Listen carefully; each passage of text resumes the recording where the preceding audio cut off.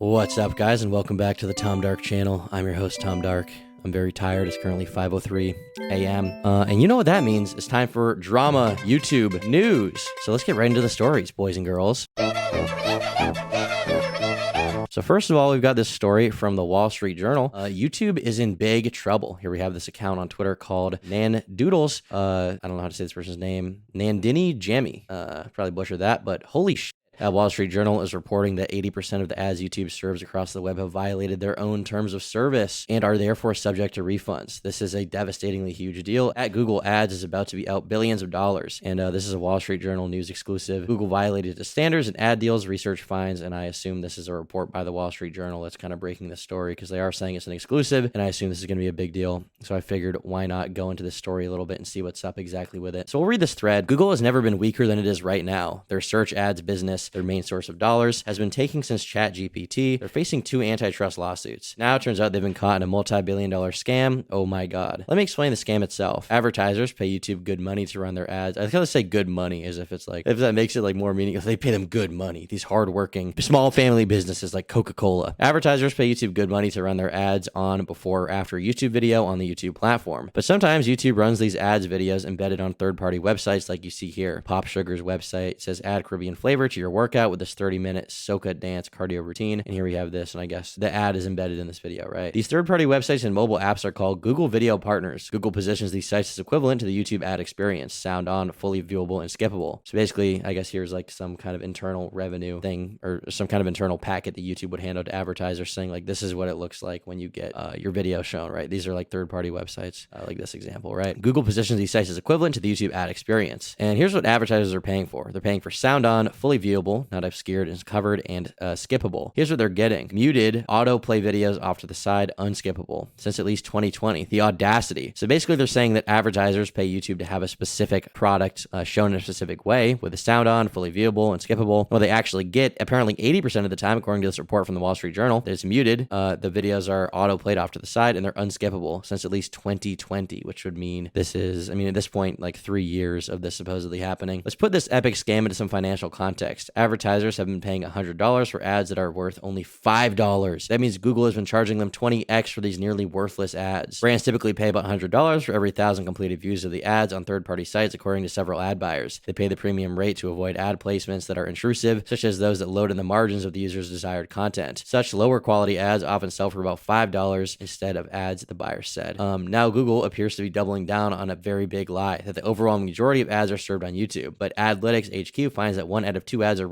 not running on YouTube. And here we have this, I guess this is this company that decided to publish some kind of report about this. I'm not exactly sure. I can't seem to find what they're apparently talking about quite yet, but let's see. Who would you rather believe? For every brand in Adlytics example, more than half the budget they spent on the bundles went to non-YouTube properties, the research found. The Google spokesman said the overwhelming majority of the video ads it sells are served on YouTube, not third-party sites. Advertisers can clearly see that their ads might run on third-party sites and how much is spent there and can easily opt out, he said. Which brings us to the question, where the hell are these ads actually running? 1, disinformation outlets. 2, pirated content. 3, other kinds of garbage. By disinformation outlets, I assume they mean like, I don't know, InfoWars or something like that, right? Like, I don't know. Usually a lot of these journals will target like right-wing news sites saying they spread disinfo. Ad placements appeared on low-quality sites that trafficked in misinformation or click content, as well as those that appeared in published pirated content. So this could also mean like BuzzFeed ripoffs, you know, the websites that when you go on them, they have like ads that say like how to grow your penis size in 1 minute with a simple pill. Let's see here. A far cry from the high-quality, carefully vetted sites that must meet Google inventory quality standards. There are a few marketers and agency folks quoted in the story as feeling cheated and concerns. My favorite is by far the fact that they pulled this shit at Senator Mike Lee. And I guess this senator is mad about it or something, whoever the fuck this guy is. What happens next? I don't know exactly, but it looks a lot like you want refunds, and this story is just the tip of the iceberg. Sucks in the short run, but clearly the CPMs are profitable enough or they wouldn't have run the ads. This will just cause a proportional increase in the price of higher quality inventory and a brand hit maybe. I mean, yeah, it remains to be seen if companies actually go after them for this, if this is, you know, a real report that's credible. It remains to be seen. I don't know if like Coca-Cola and big companies are unhappy with the like return they're getting from YouTube. I mean, clearly they think they're getting something out of it, considering the fact that they constantly advertise with YouTube and Google AdSense in general.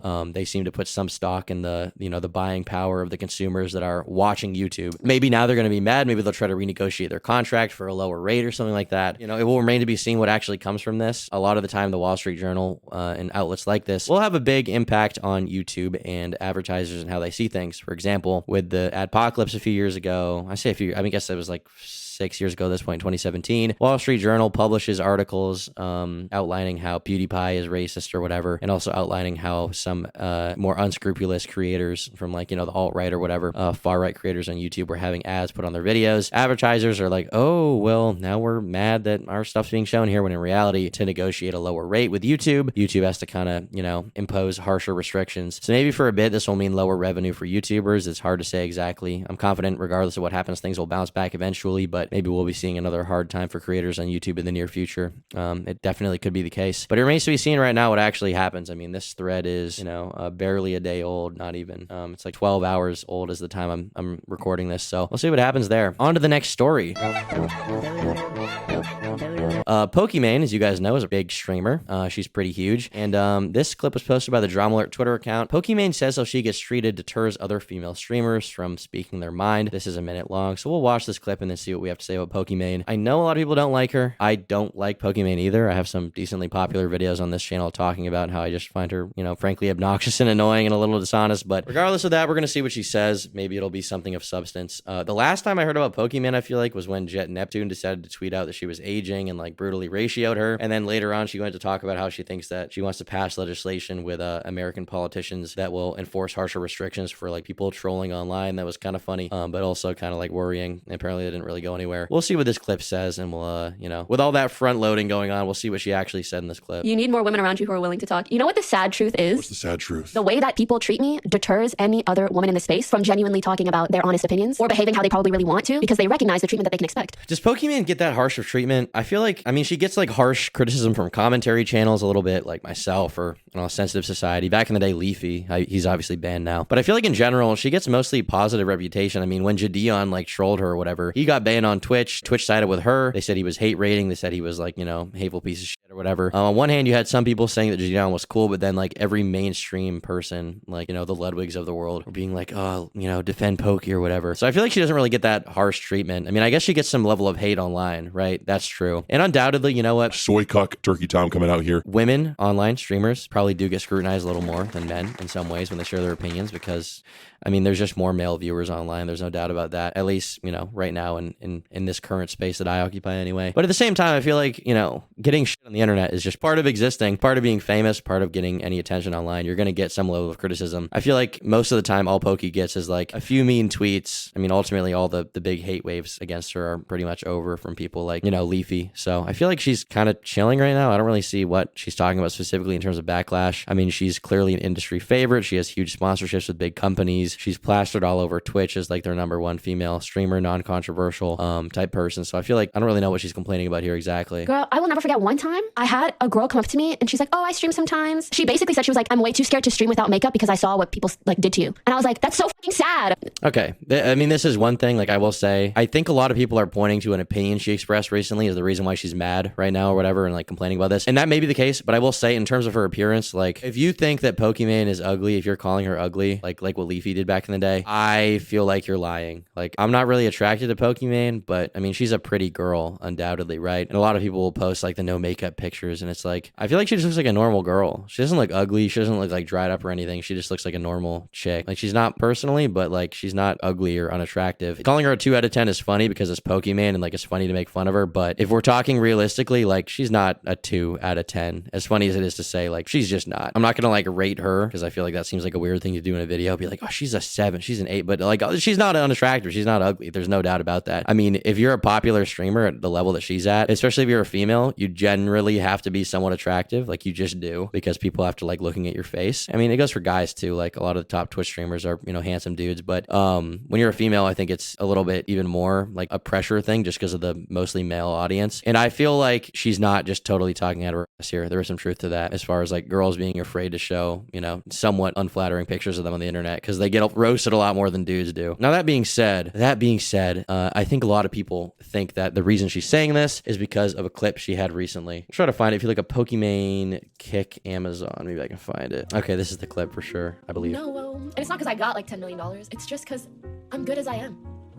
Why would I compromise my morals and ethics for more money when I have money? Something about that is so cringe to me personally. So this clip came out of her talking about streamers moving to Kick. Basically what she's talking about is the fact that a lot of streamers are moving to Kick right now. Kick, for those who don't know, is backed by Stake, which is an unregulated online casino, which has gotten a ton of attention. And, you know, they pay streamers like Trainwrecks and Aiden Ross to gamble there. She's saying, like, why would you go to that site and sell out your morals because you're kind of complicit in that gambling culture? A lot of people gave her shit for it because Amazon, which owns Twitch, is also an equally shitty company, just like they have better PR. I mean, Cabos here says, I also love Pokimane talks about ethics. Twitch is owned by Amazon, who has a history of treating their workforce like shit. If she wants to go down that road, then why does she support that, Lamau? This guy says, Twitch is dead. Don't know why these streamers don't accept it and move on. Cavo says, either way, why does she care so much? She even dented XQC about his contract. Why does it matter so much to her? I mean, that's definitely, you know, an interesting viewpoint. I would mostly agree with that. Really know why she cares. To me, it feels like more of a moral grandstand thing than like a saltiness thing. It seems more like her being, you know, mad about the fact that people will like coexist with people she doesn't personally morally agree with. I will say, Pokimane, I don't think will ever leave Twitch. I don't think she wants a Kick contract because if she really wanted one, she could get one. But Twitch like kind of treats her as like the golden princess where they like defend her on anything. Like with Jadion, right? They end up banning him because he like hate raids her, which is kind of just like a nothing thing. Like he didn't send anything hateful to her. He just like mocked her a little bit and sent people in her chat to like troll her a little bit. It wasn't anything horrible. But Twitch automatically sides with her because, you know, she's kind of has positive PR. She has inroads with the staff. Clearly, she's like the perfect example of like a model Twitch streamer, socially progressive.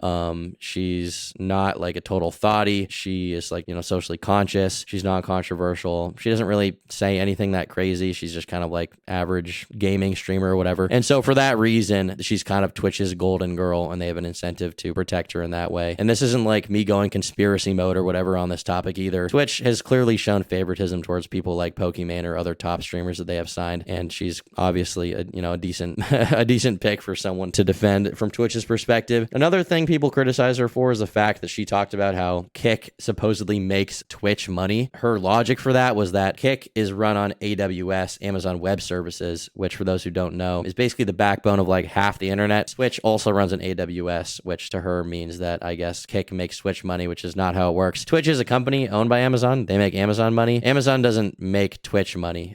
Twitch just has a partnership basically with them where they're owned by them. And then they also make Amazon money through like Twitch Prime sub deals or whatever else. But as far as AWS, which like Kick is powered by AWS or whatever, but that doesn't make Twitch money. AWS is just like the backbone of a lot of internet shit. So, I mean, if you want to make that argument, I guess Kick makes Amazon money, right? But end of the day, like if Twitch fails, Amazon's going to be crying too hard about it if Kick's making them the same amount of money, if not more. A lot of people like Destiny called her out for her take on that, saying that she seemed ill-informed. I don't know if she's come out and said that she thinks she was wrong about that since then, but it was just kind of a dumb take from her, kind of ill-informed. So, yeah, I mean, Pokimane definitely gets like a certain amount of like negative treatment because of her gender, undoubtedly. Like, especially in terms of like making fun of her appearance when she's not ugly. But at the same time, like she's kind of just getting called out for being wrong right now. And I think that may be part of the reason she's talking about this stuff recently. With that out of the way, on to our next story, which is kind of a short one, but also kind of funny.